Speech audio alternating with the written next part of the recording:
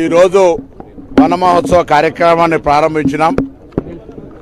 ఈ సందర్భంగా ఒక మాజీ విద్యార్థి నాయకుడిగా, తెలంగాణ రాష్ట్ర ప్రభుత్వ ప్రతినిధిగా, మంత్రిగా తెలంగాణలో ఉన్నటువంటి ప్రతి విద్యార్థికి చేతులు జోడించి విజ్ఞప్తి చేస్తూ ఉన్నాం. ప్రతి ఒక్కరూ ఒక మొక్క నాటండి. భవిష్యత్తులో మీరు పెరిగి పెద్ద అయ్యే వరకు ఈ కాలుష్యం ఆక్సిజన్ పెట్టుకునేటువంటి పరిస్థితి రాకుండా పర్యావరణ పరిరక్షణ జరగాలంటే ఇప్పటి నుండే పచ్చదనాన్ని కాపాడుకోవాలి. కాబట్టి ప్రభుత్వం ఎంత పెద్ద ఎత్తున కార్యక్రమం చేపట్టినప్పటికీ కూడా ప్రజల సహకారం అవసరం. అందులో భవిష్యత్ తరాల్ని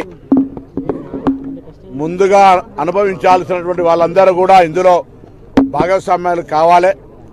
ప్రధానమంత్రి గారు తల్లి గారి పేరు మీద పెట్టమన్నా, ముఖ్యమంత్రి గారు కుటుంబ సభ్యుల పేరు మీద పెట్టమన్నా, నేను విద్యార్థి నాయకుడిగా మొత్తం ప్రతి విద్యార్థి మొక్క నాటాలని చెప్పినా, ఇది సమాజంలో ఒక సామాజిక బాధ్యతగా ప్రతి ఒక్కరు మొక్క నాటాలి, దాన్ని కాపాడుకోవాలని సందర్భంగా హృదయపూర్వకంగా అందరికీ విజ్ఞప్తి చేస్తా ఉన్నాను. నమస్కారం.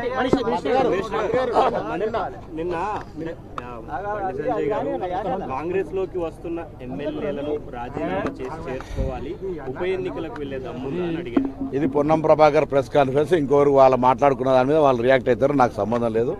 నా పార్టీకి సంబంధించి మాట్లాడినప్పుడు నేను మళ్ళీ ఒకసారి మాట్లాడతాను. పార్టీ నాయకత్వం రైట్. ఎవరు మాట్లాడతారో తెలుసు. నిన్న మొన్నటి దాకా దేశంలో మొత్తం లెక్క తీసి ఎంతమంది శాసనసభ్యుల్ని ఎన్ని ప్రభుత్వాలు కూలగొట్టిరో దయ్యాలు వేదాలు వచ్చినట్టు వాళ్ళు మాట్లాడితే అర్థం కాదు కదా.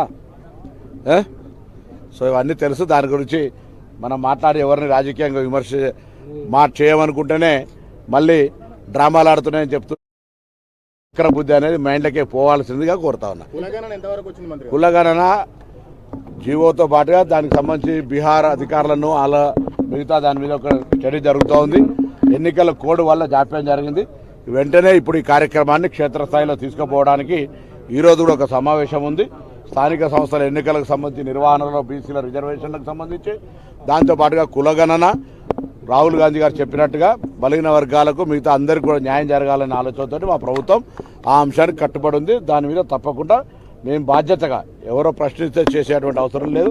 మేము స్వతంత్రం వచ్చిన తర్వాత ఇలా ఇంత బాధ్యతగా వ్యవహారం చేస్తున్నాం. అది తప్పకుండా దానికి సంబంధించి కార్యాచరణను విత్ ఇన్ 2-3 డేస్ లోపల ప్రకటన చేస్తాం. దాని మీద